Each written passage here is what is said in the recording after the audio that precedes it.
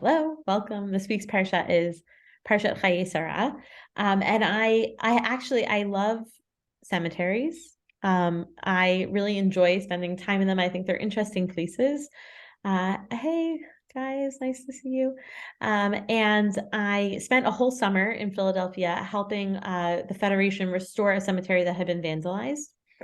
And I did a lot of mapping of the cemetery sort of while we fixed it. And I noticed that it's a very common pattern to have, Mr. Katz in the center and have Mrs. Katz number one on one side and Mrs. Katz number two on the other side. And I asked one of the restoration experts, I said, like, this is so weird. Why does he have two wives? And they said, well, look, like, people died young. This was a very old cemetery. So you took another wife. And then where was she supposed to be buried? Of course she was buried on the other side of him. And I thought, like, wow, the drama that could unfold if, like, the children of wife one and wife two come on the same day. Did they like each other? Was it awkward? Like, did the wives, were they constantly pulling at the poor guy in the middle in, like, the afterlife? Look at me, no, look at me. I pictured sort of like one of those, like, Fiddler on the Roof scenes. And then I noticed that there were some empty spots on one side of the Mr. Katz's. And that was when the second wife, maybe she got remarried, or maybe she didn't want to be buried next to wife number one. And so she went where her kids went. Or, it seemed to me like the question of who's in and who's out of, like, a family plot seemed to be very modern still.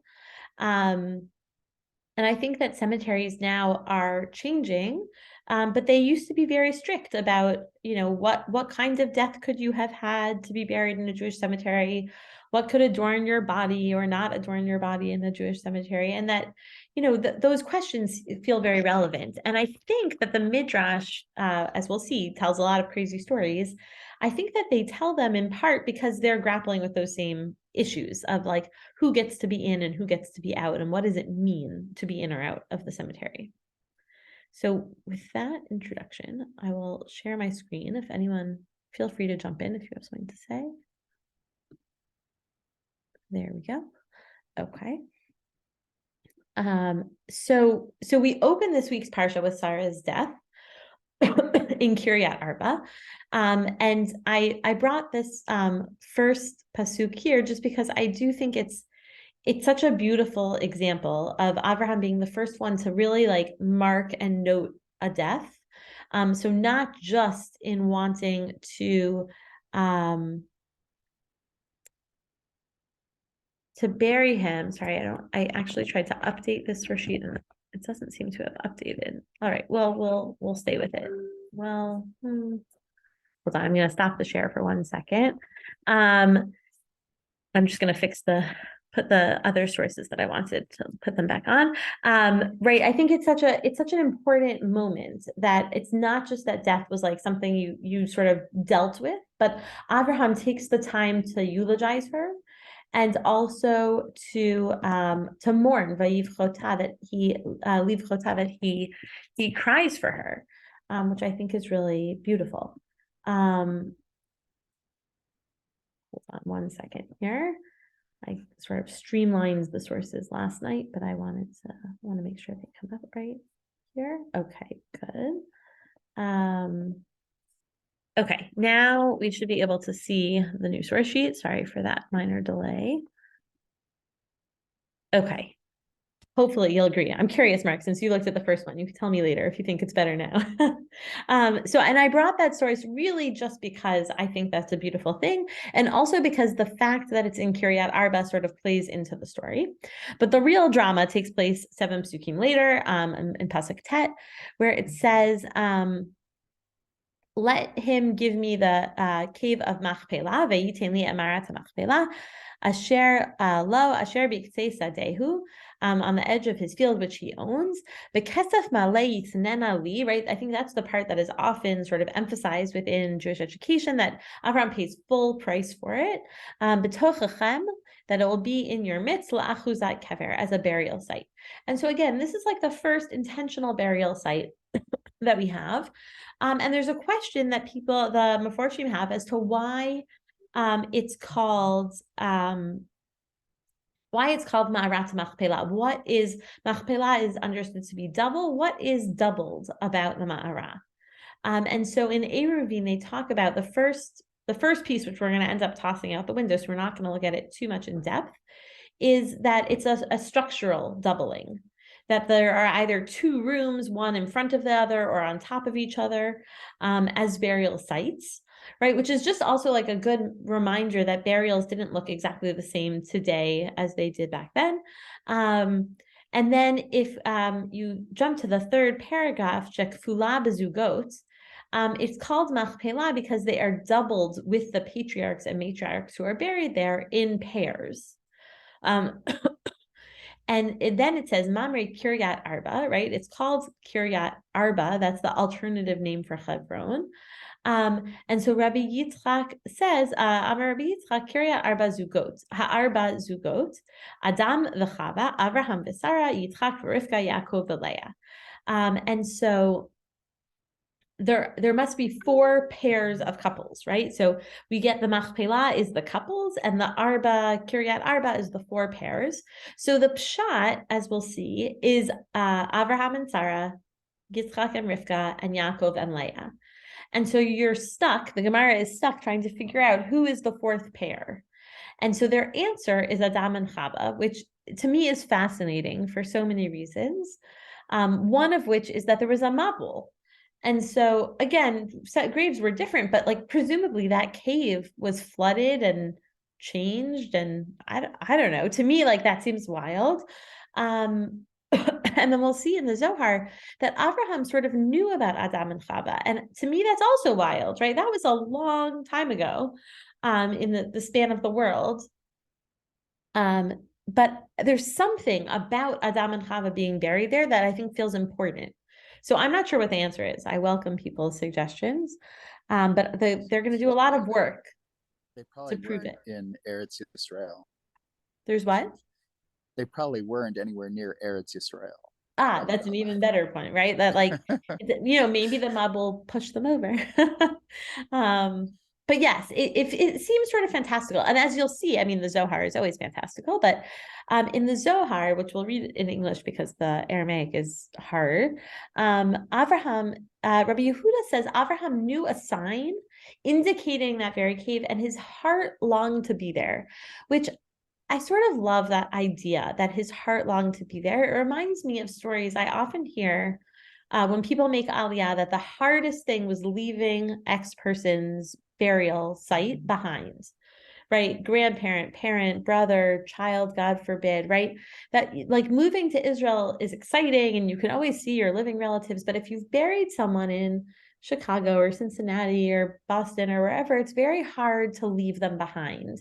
And so this idea that Abraham had this like longing to be close to Adam and Chava, I think is an interesting human experience. And the Zohar wonders, right? How did he know? Because beforehand he had entered there and seen Adam and Chava were hidden there. So I don't know what hidden means. We'll see in the Pirkei to Rabbi Eliezer that maybe what it looked like. Because when he looked upon the form of Adam, suddenly the gate to the Garden of Eden opened up before him. Then he understood it was Adam who was there in front of him. So anyone who's in on Sukkot knows that I have like a mild obsession with Gan Eden. I think it's an interesting idea to think about like seeing it, but to think that the Ma'arat HaMachpelah was like a portal is super interesting. Mark, did you want to say something? I think you might be unmuted. Oh, okay. I'm just going to mute you. Okay. So right, that the cave is like some kind of portal to Gan Eden is a wild idea. And that's at least how he knew, right? That's how Abraham knew that it was Adam in front of him, because otherwise I do think there's sort of this weird question of like, what does it mean to know that Adam is there? Like, was there a gravestone? Presumably not. What language was it written in? What alphabet did they use? I think that's like, I don't know. And so from then on, Abraham desired that place was his resting ground. So I do think that although it opens up a lot of questions, I do think that it answers at least one question, which is why did Abraham refuse to back off from the Ma'arat HaMachpelah? right? When Ephron, the Chiti, drove a hard bargain, why didn't Abraham say, fine, I'll take this place instead of that place? What was not interchangeable? And so the answer has to be Abraham did some scouting first, and he discovered that Adam was living in the cave. And so that has to be the reason he felt so connected to this place. The Pirkei Rabbi Eliezer reminds me of a story that I think is Isaac Bersheba's Singer. Maybe someone can identify. Where here, the Pirkei Rabbi Eliezer is imagining that Abraham, this is the day that Abraham is entertaining the three guests who we know to be angels. And he's running around to prepare a banquet for them. And I want to skip to right here at he ran to fetch a calf. So he made cakes or he didn't make cakes. I don't really want to get into the manner of women issue here. But he decides he also needs hamburgers. So he runs to fetch a calf, but the calf fled from before him and went into the cave of Machpelah, and he went in there after it. And so if you combine that with the Zohar, I do think there's like a story about a little boy who follows a goat into a cave and finds Gan Eden and has to decide if he's going to stay in Gan Eden or go back to his house. And I can like see the compilation of Isaac Bersheba's Singer that someone gave me as a bat mitzvah gift, and I think it's in there, but that's at my mother's house, and so I don't know. But it sounds to me like a story like that, right? Like Abraham is running after a cow, and the cow goes into the ma'ara, and then he goes in there after. And if that wasn't weird enough, he finds Adam and his helpmeet lying there upon their beds, and they slept. And the lights were kindled above them, and a sweet scent was upon them like a sweet savor. And it reminds me almost like creepily of like someone who like what's that movie with the the woman in the shower? It's a Alfred Hitchcock movie, right, where the mother is, you know what I'm talking about, Kathy, I can see. Right, like it's almost like they are like tucking them into bed every night, but they're dead. They've also been dead for hundreds of years, if not thousands or millennia. That's not my expertise, right? But there's something sort of comforting about it in its creepiness, that they've been like well cared for. I just wonder what we even mean by Adam and Chava, actually, because it might be just a sense of the forebears, or that in a really general. I mean, to the extent that we're going to try to put some reality on this, it's a little bit hard to imagine that Abraham was heir to the storytelling that we have now, right? But a concept of somehow a continuation of human beings, or the progenitor. I don't know. Maybe I can find that compelling. I think 100% that, right? Like that's what maybe the rabbis want to sort of add like some gravitas to the site, right? It's not just a random place that Abraham's choosing to bury his wife. He is continuing the legacy of Adam and Chava, right? Whatever that sort of means. I think it's hard to imagine Abraham knew anything about it, but that the rabbis are trying to give like a stronger foundation to our history, right? That universal history of Adam and Chava is actually our particular history because we get to be buried next to them, right? It's like our parents.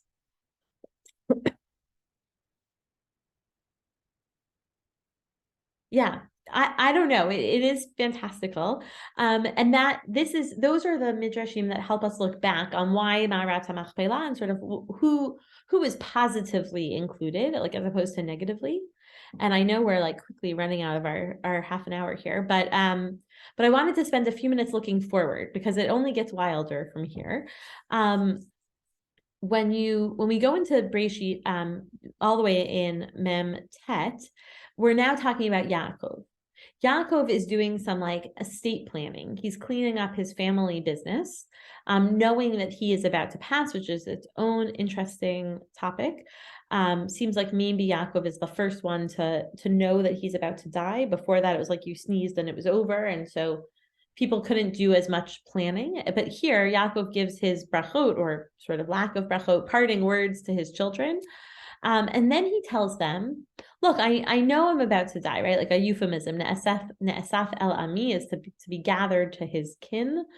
I want you to bury me, kivruoti el avotai. El Hama'ara Asher Bistei Ephron Hachiti, right? He's giving them directions. Not just like, oh, there's this burial place of our ancestors. No, go to Sdei Ephron. Go to the field of Ephron. There is a cave there, B'ma'ara Asher Bistei HaMachpelah, Asher Al Pnei Mamre Be'eretz Canaan. Asher Kana Avraham, right? We used to get that hammered home again. Avraham bought the site full force. And that is where he buried Sarah, right? Yaakov's grandmother. Shama kavru et Yitzchak ve'et Rivka ishto, v'shama kavarti et Leah. And we'll see in the Ramban that seems important. But he's saying, look, this is where everyone is. I want to be there too, right? I don't want to stay in Egypt. And this is before the regime change in Egypt. So there's free movement. So it seems like that's what's going to happen. I want to take like a 2-minute detour because I think the psychological piece is important. And that's what the Ramban is really touching on. The Ramban notes that it says here that yes, lots of the goat. I think that's right, Mark. That's the story that I was thinking of about Abraham. Is lots of the goat. So here, Yaakov says this is a semantical point, but he's noting that he says Shama kavru at Yitzchak, and who's the we that buried Yitzchak? It was him and Esav together, right? So I mentioned last week that Yitzchak and Yishmael bury Abraham together. And now it seems like Yaakov and Esav came together to bury their father, Yitzchak. But Yaakov doesn't want to talk about Esav on his deathbed. Also, just sort of an interesting psychological piece to note. And he also doesn't mention Esav because he says, there we buried Isaac, and there they buried Rivka. And this is a heartbreaking detail, that Rivka died when Yaakov was hiding from Esav, and Yaakov was not able to come back and bury his mother. And Esav did the burying. And I've read commentary that like it's a sort of cosmic punishment or consequence for Rivka, that she meddled too much in the affairs of Yitzchak and Esav and Yaakov. And the consequence was that her beloved child couldn't come home for her death, and her death is not really marked strongly in the text. But for whatever reason, right, Yaakov doesn't want to bring all that up right now because it's going to highlight that he hasn't always, excuse me, been so involved. So,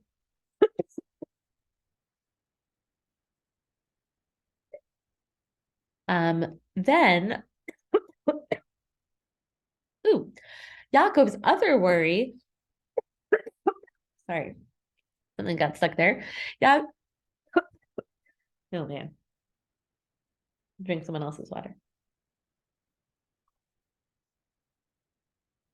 So Yaakov's other worry is that Esav might try to take the spot away from him. And the Rambam makes a fascinating assertion that only one family can be buried in a place at a time. One burial place does not serve two families. And I thought, well, wait a second. Yaakov and Esav are brothers. Aren't they the same family, right? It's like kind of like that, one husband, two wives situation. And so I thought, this is wild, right? This should be one cemetery plot for one family. But there's definitely a feeling of like who's in and who's out of the Ma'ara. Who is a real inheritor? Who is the covenantal heir? And who is not? And so that might be why he mentions that he buried Leah there. He got half his partnership in there already. So Esav's not going to be buried next to Esav. She's going to be buried next to Yaakov. And that's why he makes such an effort. Okay. So all of this has been to build up to the craziest midrash I think I've ever read, which is now, so this is one side of Yaakov dying. Then it says Yaakov sort of gathers himself up and he dies, he expires, vayigva. Now the Gemara in Sota is imagining the other side, right? After he's dead, his children and grandchildren bring him back to the Ma'arat HaMachpelah. And when they arrive there at the Machpelah, Ata Esav Kama Akev. Esav comes and tries to block them. Just as Yaakov was worried about, Esav wants to be the guy who's buried there. And it all sort of goes back to the Bechor, right? Which is to me very sad that like their whole life was they weren't able to really truly reconcile, right? They have a meeting where no one dies, right? Which I guess is positive, but like it doesn't seem like there was true reconciliation. And even until this last moment where they're elderly men, they're arguing over who gets the birthright and who gets to be buried in the Machpelah. And I don't know if like there's no more space after that, or it's just a question of like one man per generation, but it seems clear it's not going to be both of them. And so Esav says, not Yaakov, it's going to be me. And Esav demands a proof of sale, which again, I think is sort of wild because in theory, the proof of sale belongs to both of them on some level, right? The sale was to Abraham, their grandfather. But here's the wild part. So among those present is Hushim Brei de Dan. So Hushim, the son of Dan, one of Yosef's 12 sons, Yaakov's grandson, he was hard of hearing, which is just an interesting fact to put in here. I'm not sure why. I'm not sure I understand why they added that piece, unless, of course, it was true, right? Like that's what they understood to be true. And so he couldn't hear. So I sort of imagine like one of those like Caulfield, or I feel like we've talked about this feud before in this class, right? Like sort of like some kind of like long-standing family feud. There's like clans on each side of the door to the Ma'ara. And Hushim sort of pushes his way forward and says, hey, what's going on? Why aren't we burying grandpa yet, right? And they say, his brothers or his cousins say to him, well, listen, Esav isn't letting us go in until we can show him this document. And he gets really angry, Hushim, son of Dan. And he retorts, right? He says, are we really going to leave my grandfather out lying there in disgrace, right? We have a very strong culture of burying quickly. Mutal bebizayon, right? Disgracefully until Naphtali returns from the lands of Egypt. So what does he do? He doesn't talk to Esav. He takes a club and he strikes Esav on the head so hard that his eyes fall out of his head and roll onto Yaakov's lap. So, like, I don't know what kind of burial situation they have for Yaakov here. This is already pretty crazy. But then what happens? Yaakov opens his eyes and laughs. It's like a really, almost like a Halloween story, right? And what's interesting to me here is that the question that they seem to be answering is why Rivka thought both of her children would die in the same day. Sorry. Because they don't, in fact. And so somehow Esav dying and then Yaakov opening his eyes and dying again fulfills that prophecy. But again, answering that question opens the door to like dozens of other questions about the storyline. And so I'm not really sure, right, like what to make of this and what's taking place here. But, you know, did they take out Esav the eyes and and put them, you know, back with him somewhere else? Is he buried on Har Seir with his wives and his family? It's sort of unclear here. But the Pirkei to Rabbi Eliezer takes it just one step further. And this is the last source and the last piece, is that Hushim, instead of taking a club and knocking his great uncle's eyes out, he takes a sword and cuts off Esav's head, and it rolls into the Ma'arat HaMachpelah. And there, I assume, his head remains. And so maybe the last pair is actually brothers, not spouse, right? It is sad for Leah, always a third party to some other pair. But I think it's possible that that's what the Midrash is imagining. And in that way, I think like maybe there's some small reconciliation or small sort of nod to Esav. Again, very small, not nearly big enough. Wish it happened in their lifetime. But that in some way, the Ma'ara sort of made space for both of them. And I don't know, you know, for me, if there's a message in here, it's gotten lost in the like theatrical production that ensued.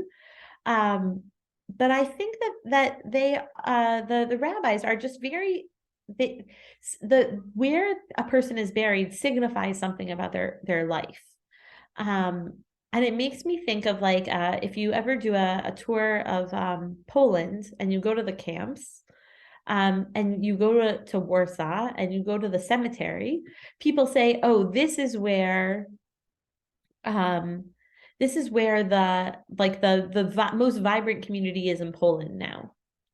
And you sort of like look at him like we're standing in the middle of a cemetery, and then he shows you the graves of great rabbis and great artists and theater producers and socialists and Marxists and all kinds of crazy people. And like that's where their stories come out and still like come alive. And so I think, right, if we're thinking about the Ma'ara, we want to talk about the group of people in there. The rabbis are invested in it not being Esav, but kinds of being Esav. And they're invested in it being Adam and Chava as some sort of like holding down a weight on that side of history. Um, and I don't know, maybe someone else knows better than I, but I don't know why the Mara is closed at that point. Maybe it's just that Yaakov had too many sons. Um, I don't know. And so it wasn't possible to bury them all there. I would like give my left arm to run an X-ray machine over the Mara. If there were 5 skulls, like how fantastical would that? 9, right? 4 couples. But we don't do that, right? Because on some level, I think we want to hold the magic, right? What if there's nothing there? That would be terrible. Um, and on the other hand, I think it's very holy, right? We don't reinter people in Judaism if we don't have to. And so, I think that's sort of the less skeptical reason. And so we also have space. We have space to play with the magic of the Ma'ara when we don't know who's there. So I think it's there's like 1,000 weird takeaways, and I'd love to hear what people have to say if they have time to stick around. But I think that the Ma'ara is really the very beginning of like a who's in and who's out thinking about what it means to be a family, a Jewish people, and a lot to chew on there. I have 2 questions or thoughts. Yeah. One is, where did Yosef end up? Great question. I don't know. So we take Yosef's bones out of Egypt with us. Now, of course, this trip that only took like, I don't know, 2 weeks when we bury Yaakov takes 40 years when we are taking Yosef. And the Torah story ends before we get to Israel, right? I don't think that in Yehoshua they like check that off the list. And then we buried Yosef, but I would have to check, or maybe someone else here knows. And the other thing is, maybe maybe Mark knows. So my sense is this in Kiryat Arba, and the cave is also acknowledged by Islam. And I know that Abraham is still really important in the Islamic tradition. Does it go all the way through Yaakov and Esau? And is some of this ambiguity actually a good sort of peacekeeping? I don't know. Interesting. Well, I think it's from Yishmael, right? So I don't know if they acknowledge Yaakov and Esav or Yitzchak. I don't know that. You know, Mark? Oh, you're muted. It is about Yishmael, maybe? Oh, Oh, this is interesting. Mark sent us a Wikipedia page about Yosef's bones, Yosef's tomb. Sorry, Yosef is buried in Shechem. Okay. That's the whole tradition. But then there's a traditional place, which unfortunately in recent politics has become a site of violence. It was set on fire by Palestinians like 10 years ago. Sorry. And the Muslim community ties themselves to Yishmael, right? Not to Esav. Right. So well, Esav is the father. Esav is the father of the Arabs, but Ishmael is the preferred son. Who, this is a very interesting story. Actually, is that in the Quran it says that the intended sacrifice was a son, and it doesn't say in the Quran which son. And in medieval times, Muslims disagreed about which son was intended. Was it Ishmael or Yitzhak? And in modern times, so if you ask a Muslim today, there is no doubt that they see it as Ishmael as Interesting. the preferred son, like the one who was more willing to sacrifice himself.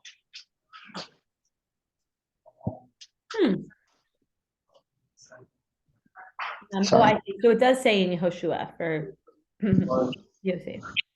Yes. Yeah. Right. And again, I don't know, and maybe no one knows, but why didn't they bring Yosef to the Ma'ara? So, maybe it was a space thing, like a physical challenge, but I sort of have the sense that like that chapter, right, was closed. The chapter where like one heir married one woman or two women, and that's another super interesting piece of the Ma'ara for me is that you would think if Yaakov could have had his choice, he would have picked Rachel to be buried next to him. And yet Rachel dies on the road. There's nothing he can do. Although we say there's nothing he can do, but they dragged two men back from Egypt. So like, I'm not sure what that means. There's nothing he could do. Maybe he wasn't allowed to have two women because it was a machpelah situation. And so it was about couples and not about triples, right? I don't know. A lot of questions.